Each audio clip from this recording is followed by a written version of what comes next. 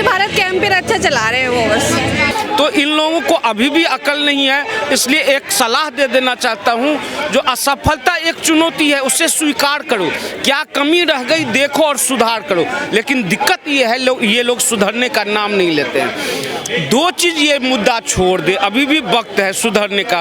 एक, ये चुनावी टाइम में जो ये सनातन का विरोध करते हैं, ये सनातन का विरोध करना छोड़ दे और रिजल्ट आने के बाद जो ये ईवीएम का रोना रोते हैं ये रोना बंद कर दें। कि मैडम ये जो कांग्रेसी 28 दल हैं ये जनता को गाली देते हैं, ये कहते हैं जनता राक्षस है, तो राक्षसों ने अपनी शक्ति का प्रदर्शन कर दिया, ये चीज़ समझ लेंगे सारे के सारे लोग। और ये देखिए ना, ये कह किसको रहे हैं, ये भारत की आम जनता को कह रहे हैं, ना तो ये हिंदू के हैं ना ये मुस्लिम के हैं, ये किसी के नहीं है, इसलिए इनको आईना दिखा दिया गया है। मैम क्या नाम है आपका? मेरा नाम शाहीन है। शाहीन जी, आप कहाँ के रहने वाले हैं? मैं यही न्यू दिल्ली से पहाड़गंज में। अच्छा मैम, जैसे अगर हम चुनावों की बात करें तो केजरीवाल जी भी अपने आप को बोलते हैं कि मैं प्रधानमंत्री बन सकता हूँ। क्या आपको लगता है केजरीवाल अभी सक्षम है प्रधानमंत्री बनने के लिए? हाँ बिल्कुल है, क्यों नहीं है, उन्होंने दिल्ली में इतना अच्छा काम किया है। अगर वो ऐसे ही करते रहेंगे, कंटिन्यू रखेंगे तो मे भी आगे चल के बन सकते हैं पीएम भी वो। क्या क्या काम आपको उनके अच्छे लगे दिल्ली? जैसे उन्होंने बिजली पानी बहुत अच्छे मतलब सुविधा करा दी है, मोहल्ला क्लिनिक खुलवा दिए लोगों के लिए, जो थोड़े और शेल्टर्स बनवाए। अभी सर्दियाँ आ रही हैं, जो बाहर लावारिसों की तरह रहते हैं, कितने हर साल सुनते हैं हम ठंड में कितने लोगों की मौत हो गई, तब उन्होंने शेल्टर बनवाया ताकि वो उसमें अच्छे से रह सके, खाना पीना उनको अच्छे से रहे। और क्या कहते हैं, भ्रष्टाचार भी बहुत मतलब चला गया है, मोस्टली ये तो नहीं कहेंगे ख़त्म हो गया, लेकिन बहुत कम हो गया है पहले से। आपने भ्रष्टाचार की आपने बात करें तो आपको टोकना चाहूँगी यहाँ पे। भ्रष्टाचार को लेकर के उनके जो 3-4 जो हैं उनके विधायक और प्लस मनीष सिसोदिया जी भी, वो भी करप्शन में, शराब घोटाले में अंदर है, जेल में। तो मतलब करप्शन को लेकर तो उन्होंने कुछ काम नहीं किया। भ्रष्टाचार पर तो केजरीवाल जी का कोई वो नहीं है, क्योंकि उनके खुद नेता उनके उस पर भ्रष्टाचार में पकड़े गए। अब वो इतना तो मुझे नहीं पता, वो तो गवर्नमेंट देखो क्या है नहीं है, वो उनकी आग पास की है, मैं उसमें कुछ नहीं कर। भ्रष्टाचार खत्म हो चुका है तो इस तरह नहीं, मतलब कम हो गया है पहले से। पहले घूस मतलब। अच्छा, अगर मैं प्राइम मिनिस्टर की बात करूं नरेंद्र मोदी, उन्होंने कैसा काम किया देश में? ओपिनियन होंगे, मतलब कैसा काम किया उन्होंने? तकरीबन 9 से 10 साल हो गए उनको देश की सेवा करते करते। उनके बारे में मैं कुछ नहीं कह सकती। कोई तो काम आपको अच्छा लगा हो या आप चाहते हैं कि सुधार हो इस चीज़ में, वो आप अपनी राय दे सकते हैं कि इस चीज़ में सुधार होना चाहिए, अच्छा किया? No opinion. भी राय नहीं आती। यहाँ पे काम नागरिक है, आप कुछ तो बताइए। अब क्या होता, स्वच्छ भारत कैंपेन अच्छा चला रहे हैं वो बस। और नीतियाँ थी उनकी, जैसे उज्ज्वला योजना हो गई, आवास योजना हो गई, और जैसे स्पेशली मुस्लिम महिलाओं के लिए जो है 3 तलाक, इन सब को लेकर आपकी क्या राय है कि मतलब इन पर अच्छा ध्यान दिया मोदी जी? पता नहीं, आपके इस पे कोई ओपिनियन नहीं? 3 तलाक को लेकर कोई ओपिनियन नहीं है, अभी मैंने इसके बारे में सोचा ही नहीं है। कांग्रेस की हार के बाद जो है विपक्षी पार्टी इस तरीके से दावा कर रही है कि गौमूत्र वाली सीटों से वहाँ जो बीजेपी जीती है, मतलब कह रहे हैं कि उत्तर भारत के जो लोग हैं गौमूत्र पीते, इस तरीके से जो शब्द उपयोग कर रहे हैं कि मतलब वहाँ के लोग पढ़े लिखे नहीं हैं, वहाँ जो है बीजेपी जीती है, इस तरीके से बोल रहे हैं। देखिए, इस स्टेटमेंट में 2 चीज़ निकल के आ रही है बाहर। एक ये जो ये लोग भारत को टुकड़े में बांटने की कोशिश कर रहे हैं। अब जो है जब इनके पास कोई मुद्दा नहीं है तो ये नॉर्थ और साउथ करने की बात करिए।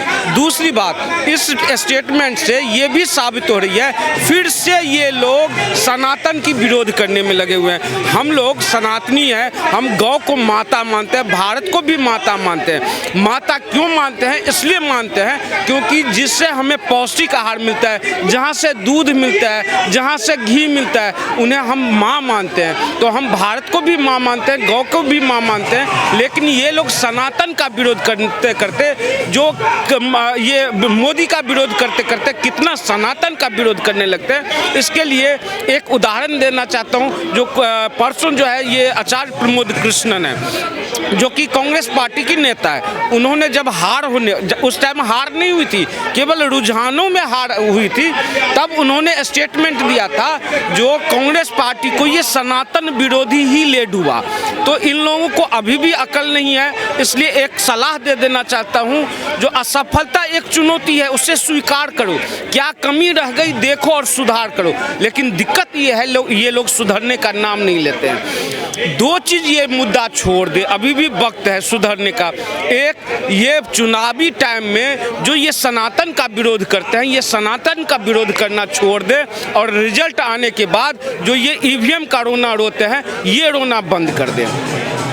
तो ऐसा घोषित कर दिया ना एक तरीके से कि वहाँ के लोग पढ़े लिखे नहीं है। आपने जो बताया कि ये सब सनातनी चीज़ें हैं कि गौमूत्र वगैरह इन सब का सेवन करना, वो तो इन सबको बोल रहे हैं कि वहाँ के लोग पढ़े लिखे नहीं है, इसलिए मतलब हार गई वहाँ बीजेपी। तो मतलब जहाँ के लोग पढ़े लिखे रहते हैं वहाँ कांग्रेस जीतती है, इसका मतलब। अब यही चीज़ देखिए, नॉर्थ इंडिया से, उत्तर प्रदेश से टोटल 9 प्रधानमंत्री बना है इस देश में। जवाहरलाल नेहरू भी वहीं के, लाल बहादुर शास्त्री वहीं के थे, हाँ, उसके बाद राजीव गांधी वहीं के, इंदिरा गांधी यहीं के, ये सोनिया गांधी और ये क्या कहते हैं ये राहुल गांधी कहाँ के हैं, ये भी तो उत्तर प्रदेश के हैं। लेकिन ये लोग इनको भी कहते हैं जो ये अनपढ़ है, ये गवार है, गौमूत्र वाले हैं, जो अब मतलब बीजेपी को वोट देते हैं। तो ये लोग बांटने का काम किया, हमेशा से काम किया है। नेहरू ने भी इस देश को बांटने का काम किया, तो ये बांटने वाले काम करते, टुकड़े टुकड़े गैंग है ये लोग। आप क्या कहना चाहेंगे, जो गठबंधन की जो पार्टियां हैं वो इस तरीके से कह रही हैं कांग्रेस जहां हारी वहां के जो लोग हैं वो गौमूत्र पीते हैं, पढ़े लिखे नहीं है, गौमूत्र की सीट पे अगर विजय पा लिया तो कैसी विजय पाई बीजेपी? देखिए मैडम, ये जो कांग्रेसी 28 दल हैं ये जनता को गाली देते हैं, ये कहते हैं जनता राक्षस है, तो राक्षसों ने अपनी शक्ति का प्रदर्शन कर दिया, ये चीज़ समझ लेंगे सारे के सारे लोग। और ये देखिए ना, ये कह किसको रहे हैं, ये भारत की आम जनता को कह रहे हैं, ना तो ये हिंदू के हैं ना ये मुस्लिम के हैं, ये किसी के नहीं है, इसलिए इनको आईना दिखा दिया गया है। और जो तेलंगाना में जीते ना, खुले शब्दों में कहूंगा वो मानसिकता के लोग हैं, उन्होंने उसको वहाँ जिताया है, बिल्कुल बोलूंगा मैं, वहाँ शक्ति है वो ज़्यादा कारगर है वहाँ पर। सर फिर ईवीएम को लेकर के भी बातचीत होती है कि ईवीएम हैक थी, इस तरीके की बातें करते हैं, तो मतलब बेसिकली क्या फंड है कि मतलब जहाँ बीजेपी अगर हार रही है तो फिर कह रहे हैं, मतलब जीत रही है वहाँ कह रहे हैं ईवीएम हैक है, जहाँ कांग्रेस जीत रही है वहाँ कह रहे हैं ईवीएम ठीक है। देखिए ये कामचोर हैं, ठीक है, निठल्ले लोग हैं, हर बार बहाना बनाते हैं कि इस वजह से हम हार गए, इस वजह से हार गए, बीजेपी ने वहाँ पे ईवीएम हैक कर ली। अगर बीजेपी ने वहाँ ईवीएम हैक कर ली तो तेलंगाना में क्यों नहीं करी? अरे मूर्खों, इतना दिमाग नहीं तुम्हारे पास। अगर बीजेपी करेगी सबसे पहले तेलंगाना को हासिल करेगी, छत्तीसगढ़ क्यों लिया?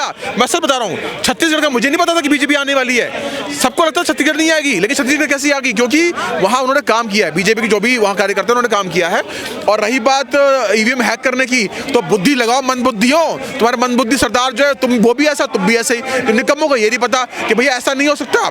ये चाहते कि बैलेट पेपर से चुनाव हो, जैसा अखिलेश यादव की किसी प्रवक्ता ने ये बात बोली कि बैलेट पेपर से कर लो ताकि तुम आगे से लूट लो, तो नहीं कर पाओगे। तुम गुंडे हो, गुंडे मवाली हो, सारे के सारे 28 के 28 दल के लोग निठल्ले कामचोर हो, तुम लोग नहीं आने वाले। सर अगर मैं आपसे कारण पूछूं कि कांग्रेस के हारने के क्या कारण रहे, तो आप एक आम आदमी हैं, तो मतलब क्या कारण देखते हैं आप? मैडम ये सवाल पूछना बंद कर दीजिए कि क्या कारण है, सबको पता है कारण क्या है। कारण क्या? 370 कारण है, हिंदू मुस्लिम करवाया, हमारे दलित भाइयों से झाड़ू लगवाई इन्होंने 35A के नाम पे, इन्होंने संतों पे गोली चलवाई, आपको पता है ना, सिखों के दंगे करवाए, कश्मीर में वहाँ पे हत्याकांड करवाए, बलात्कार करवाए, वक्फ बोर्ड जैसा एक राक्षस पैदा कर दिया। यही कारण है मैडम, और कोई कारण नहीं है।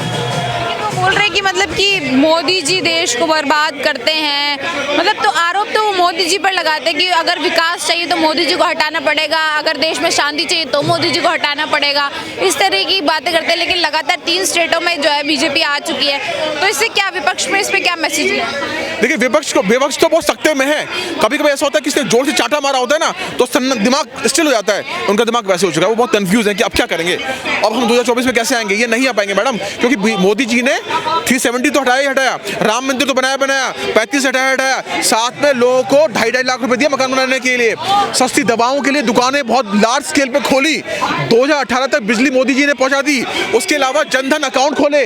पूरी दुनिया में मैडम हम जो इकोसिस्टम है ना नए बिजनेस का, उसमें हम नंबर 1 है पूरे भारत, पूरे वर्ल्ड में। 10वें नंबर पे थे, 4थे पे पहुंचा दिया मोदी जी ने, 4थे नंबर पे हमें पहुंचा दिया। और 14 से पहले 4थे नंबर पे कौन था?